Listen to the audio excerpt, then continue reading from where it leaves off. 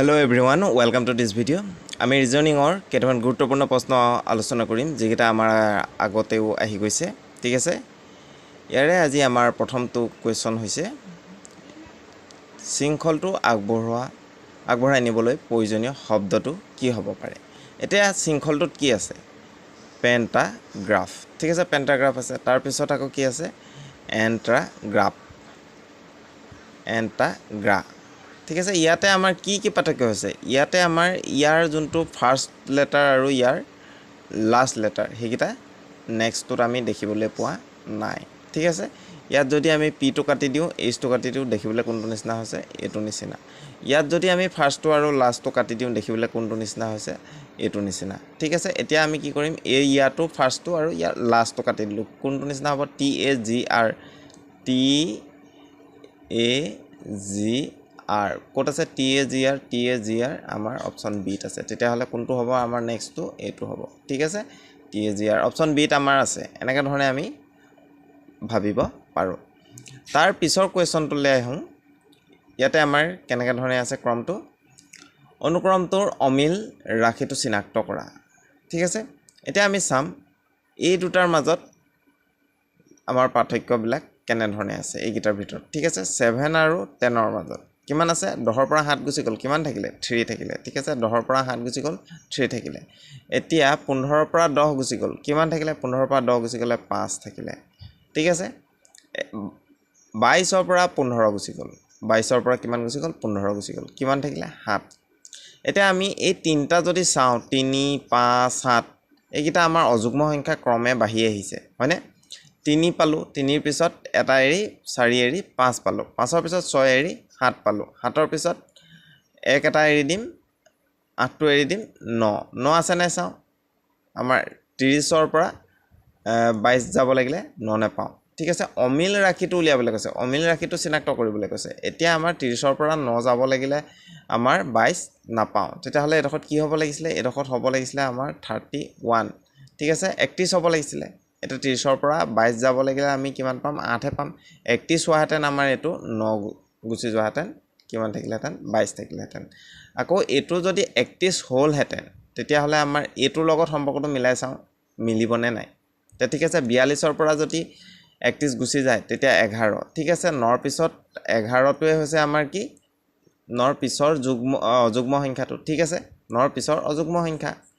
তাৰ পিছত যদি আমি চাও আকৌ এটোত চাও 13 আছেনে পাৰ্থক্য 13 55 ৰ পৰা 42 গুচি যাব লাগিলে 13 হ'বনে হ'ব নিশ্চয় হ'ব তেতিয়া হলে আমাৰ অমিল সংখ্যাটো কোনটো হ'ল এইটো 32 এটা 32 আমাৰ অপচন 8 আছে ঠিক আছে এনে ধৰণে আমি এটো উলিয়াব পাৰো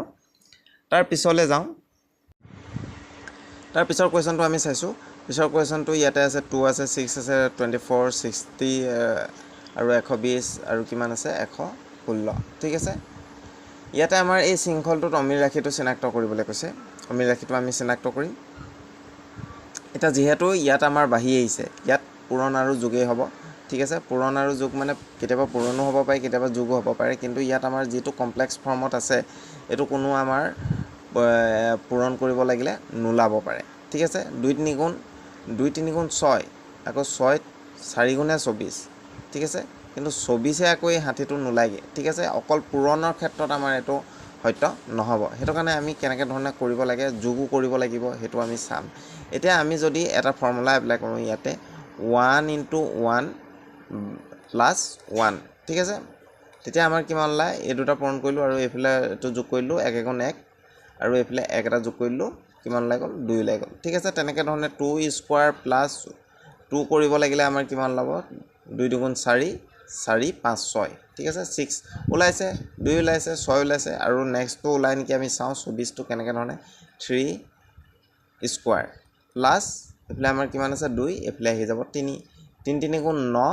9 10 11 12 কিমান ওলালে 12 হে ওলালে 12 ৰ পৰা আকৌ 24 ওলাব লাগে না 24 ওলাবলৈ কাৰণে আমি ইয়াৰ লগত আকৌ 2 এটা পূৰণ কৰি দিলো 2 এটা পূৰণ কৰি দিব লাগিলে কিমান ওলাই গল 24 ওলাই গল ঠিক তেনেকে ধৰণে তাৰ পিছতো কৰি চালো 4 স্কয়াৰ দি দিলো ঠিক আছে এফালে আকৌ 4 আহি গল 4 4 * 16 16 4 আমাৰ কিমান হৈ গল 16 আমাৰ 4 হৈ গল 20 কিন্তু 20 ওলালেই নহব নহয় ইয়াত আমাৰ আছে কিমান 60 এটা 20 ৰ লগত কিমান পূৰণ কৰিব লাগিলে আমাৰ কি ওলাই 60 ওলায় 20ৰ লগত এডোখৰ 3 এটা দিলোঁ 3 0 0 3 দুগুণ 6 ঠিক আছে এনেকৈ ধৰণে আমাৰ উলিয়াব পাৰোঁ তেতিয়া আমি এইফালে কি পূৰণ কৰিছোঁ 20ৰ লগত এইটো কৰিব লাগিলে আমাৰ 20 ওলায় তাৰ লগতো আকৌ 3 এটা পূৰণ কৰি দিছোঁ কিমান ওলাই যে গৈছে 60 ওলাই গৈছে ঠিক আছে এনেকৈ ধৰণে আমি কৰিব পাৰোঁ এতিয়া আমাৰ 24 ওলালে 60 ওলালে ঠিক আছে বাকিটা ওলাই নাই এইটো ফৰ্মুলাত চাওঁ এইফালে যিহেতু 2 দিলোঁ 3 দিলোঁ নেক্সট আমাৰ 4 আহিব ইনটু কৰিলোঁ এইফালে কিমান আহিব এইটো 4 আহিলে নহয় এইটো এইফালে আহি যাব 5 ঠিক আছে 5 স্কোয়াৰ প্লাস 5 এটা 5 5 গুণ হৈ গ'ল 25 স্কোয়াৰ মানে কি একে একে সংখ্যা দুবাৰ পূৰণ কৰিব লাগিব 5 দুবাৰ পূৰণ কৰিব লাগিব 5 5 গুণ 25 ঠিক আছে 25 পাছে আমাৰ কিমান হৈ গ'ল 30 25 পাছে হৈ গ'ল 30 আকৌ সেই 30ৰ লগত আকৌ 4 এটা ইনটু কৰি দিলোঁ 4 এটা ইনটু 4 3 যা 12 ঠিক আছে এনেকৈ ধৰণে 120 পাই গ'লোঁ 120 আছে হৈ গ'ল এতিয়া 120 পাই গ'লোঁ এতিয়া লাষ্টটো এতিয়া অমিল বুলি ক'ব লাগিলে ডাইৰেক্ট আমি লাষ্টটোকে মাৰি দিব পাৰোঁ তথাপি আমি চেকটো কৰিবই লাগিব ঠিক আছে 4 পিছত কি আহিব 5 আহিব আৰু এইফালে ইনটু আহিলে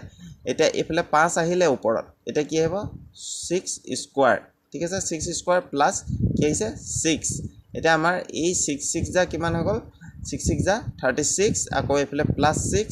হৈ গ'ল আমাৰ এতিয়া 42 আহি গ'ল প্লাস কৰিব লাগিলে এইকেইটা আমি প্লাস কৰিছোঁ 42 আহি গ'ল ঠিক আছে এতিয়া 42 লগত কিমান ইনটু কৰিব এতিয়া আমাৰ সূত্ৰমতে 5 ইনটু কৰিব লাগে ঠিক আছে 5 ইনটু কৰি দিওঁ 5 ইনটু কৰিব লাগিলে 5 2 যা 10 0 5 4 যা 20 21 ঠিক আছে 210 আহিব লাগে এতিয়া 210 আমি পাতি দিলোঁ কিন্তু আমাৰ অপশ্যনত 210 নাই কিমান আছে 6 এটা বাঢ়ি আছে 200 এটো 10 হ'ব লাগিছিলে কিন্তু আছে কিমান 216 তেতিয়া কোনটো অপশ্যনত আছে অপশ্যন এ অমিলটো হৈ গৈছে এইটো ঠিক আছে এইটো অমিল নাই ওলোৱা এইটো এনেকৈ ধৰণে আমি এইটো কৰিব পাৰোঁ ঠিক আছে তাৰ পিছৰ কোৱেশ্যনটো চালোঁ ইয়াতে কি বুলি কৈছে নিম্নলিখিত পৰ্যায়সমূহ বিবেচনা কৰা ঠিক আছে আমি পৰ্যায় 1ত কি বুলি কৈছে 4 যোগ কৰা আৰু পৰ্যায় 2ত 1 বিয়োগ কৰা পৰ্যায় 3ত যদি 15তকৈ সৰু হয় তেন্তে 1লৈ আকৌ আমাৰ কি হৈছে উভতি যাব লাগিব এইটো আকৌ কৰিব লাগিব 4 যোগ গুচি যোৱা আৰু তাৰ পিছত পুনৰ আৰম্ভ কৰা অন্যথা 4লৈ আগবাঢ়ি যোৱা 15তকৈ যদি সৰু পাওঁ আকৌ 1লৈ যে গৈ পিনি আকৌ ৰিপিট কৰিম আৰু যদি বেছি হৈ যায় তেতিয়াহ'লে আমি 4 নম্বৰ পৰ্যায়লৈ আহিম আকৌ 4 নম্বৰ পৰ্যায়ত 3 যোগ কৰিম আকৌ 5 নম্বৰ পৰ্যায়ত আহি যদি 18তকৈ ডাঙৰ হয় তেন্তে 2 বিয়োগ কৰা ঠিক আছে 18তকৈ ডাঙৰ হ'লে 2 বিয়োগ কৰিম আৰু ইয়াতে কি বুলি ক'লে আৰম্ভণিৰ মান 2 ধৰি লৈ উপৰোক্ত পৰ্যায়সমূহ আগবাঢ়ি গৈ থাকিলে অন্তিম ফলাফল কি হ'ব ঠিক আছে ইয়াতে যদি আমি আগতীয়াকৈ কিবা এটা ধৰি দিওঁ সংখ্যা তেতিয়া আমাৰ গৈ ভুল লাবগে ইয়াত কৈ দিছে যে মানটো কিমান ধৰিবলৈ কৈছে 2 ধৰিবলৈ কৈছে ঠিক আছে এটা 2 ধৰিব লাগিলে আমি এডোখৰ ধৰি চাইছোঁ 2 লগত আমি কি কৰিব লাগিব 4 যোগ কৰিব লাগিব 4 যোগ কৰিলে আমাৰ 6 পালোঁ আকৌ সেই যোনটো আনসাৰ হেতুৰ পৰা আমি কি কৰিব লাগিব এক এটা বিয়োগ কৰিব লাগিব পৰ্যায় 2 নম্বৰটোৰ কাৰণে তাৰ পিছত আমি 5 পালোঁ ঠিক আছে আনসাৰটো কিমান পালোঁ 5 পালোঁ যদি 15তকৈ সৰু হয় আকৌ 1লৈ যাবলৈ কৈছে 1ত আকৌ কি কৰিব লাগিব 1ত আকৌ 4 যোগ কৰিব লাগিব 4 যোগ কৰিব লাগিব 9 হ'ল আকৌ এক এটা বিয়োগ কৰিব লাগিব আকৌ কিমান পাম আমি 8 ঠিক আছে 8 পালোঁ 8টো আকৌ কি হৈছে 15তকৈ সৰুৱে দেখিছোঁ আমি তেতিয়াহ'লে আকৌ 1 নম্বৰ পৰ্যায়লৈ যাব লাগিব 1 নম্বৰ পৰ্যায়লৈ গৈ আকৌ 4 যোগ কৰিলোঁ ঠিক আছে 4 যোগ কৰিব লাগিলে এইফালে 12 হৈ গ'ল আকৌ -1 আকৌ 11 হৈ গ'ল ঠিক আছে এনেকৈ ধৰণে বাঢ়ি গৈ আছে কিন্তু যদি 15তকৈ সৰু ওলাই আছে তেতিয়াহ'লে আমি কৰি গৈয়ে থাকিব লাগিব আকৌ আমি 11 লগত 4 যোগ কৰিলোঁ 4 যোগ কৰি কিমান যিমানটো পাম ঠিক আছে 4 যোগ কৰিলে আমি পাম 15 আৰু তাৰ পৰা আকৌ এক এটা বিয়োগ কৰি কিমান পালোঁ 14 পালোঁ এতিয়াও আমাৰ হোৱাগে নাই এতিয়াও 15তকৈ আমাৰ কমিয়ে আছে তেতিয়াহ'লে এই 14টোৰ লগত আকৌ 1 নম্বৰ প্ৰচেছ কৰিলোঁ কিমান আছে 4 যোগ কৰিবলৈ কৈছে তেতিয়া আমাৰ কিমান পালোঁ 18 পালোঁ তাৰপিছত আকৌ সেইটোৰ লগত কি কৈছে এক এটা বিয়োগ কৰিবলৈ কৈছে তেতিয়া আমাৰ কিমান পাম 17 পাম ঠিক আছে 1 10 8 17 পালোঁ ঠিক আছে এতিয়া এই 17টো হৈ গ'ল 15তকৈ ডাঙৰ ঠিক আছে এইটো হৈ গ'ল 15তকৈ ডাঙৰ এতিয়া 15তকৈ ডাঙৰ হ'লে আমি তাৰ পিছৰ পৰ্যায়লৈ যাব পাৰিম পিছৰ পৰ্যায়ত কি ক'লে এইডোখৰত লিখিছোঁ আমাৰ 17 পালোঁ তাৰ লগত এতিয়া 3 যোগ কৰিবলৈ ক'লে ঠিক আছে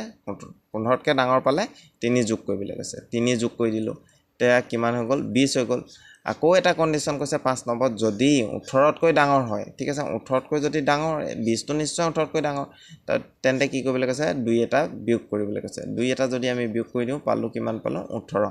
এতিয়া সেই ফলাফলটো কৰি আমাৰ এই আনসাৰটো কিমান পালোঁ 18 পালোঁ কোনটো অপশ্যনত আছে অপশ্যন বিত আছে এনেকৈ ধৰণে এইবিলাকে স্পীড ব্ৰেকাৰৰ নিচিনা কাম কৰিব আমাৰ সময়টো খাব ঠিক আছে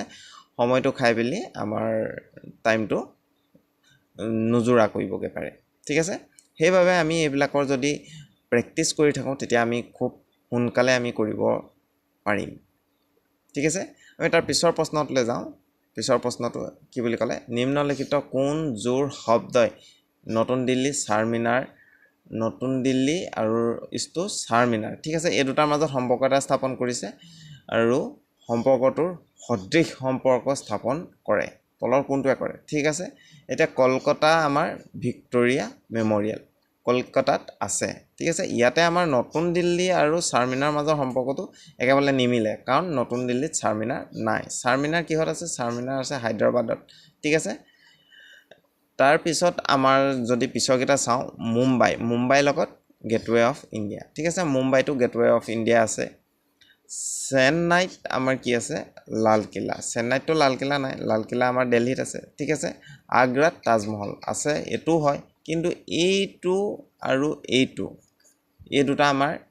দেখিবলৈ একেই মানে এই দুটাই মানি নচলে নতুন দিল্লীত চাৰমিনাৰ নাই চেন্নাইতো লালকিল্লা নাই ঠিক আছে তেতিয়াহ'লে মিলিলে কাৰ লগত এই চেন্নাই আৰু লালকিল্লাৰ লগতে মিলিলে অপশ্যন বিটোৱে আমাৰ কি হ'ব কাৰেক্ট হ'ব বাকীকেইটা আমাৰ ঠিকেই আছে আগ্ৰাতে আমাৰ তাজমহল আছে হয়নে এতিয়া আমাৰ এইটো আমি ক'ব পাৰোঁ যদিও আমাৰ এইটো ৰিজনিঙৰ প্ৰশ্ন তথাপিও এইটো আমাৰ জিকে সম্পৰ্কীয় প্ৰশ্ন ঠিক আছে আমি কোন ঠাইত কি আছে সেইটো আমি চাব লাগিব তেতিয়া এনেধৰণৰ প্ৰশ্নবিলাক আমি কৰিব পাৰিম ঠিক আছে আশা কৰোঁ আপোনালোকে এইকেইটা বুজি পালে আৰু ভাল লাগিলে আপোনালোকে লাইক আৰু শ্বেয়াৰ কৰিব আজিলৈ ইমানেই ধন্যবাদ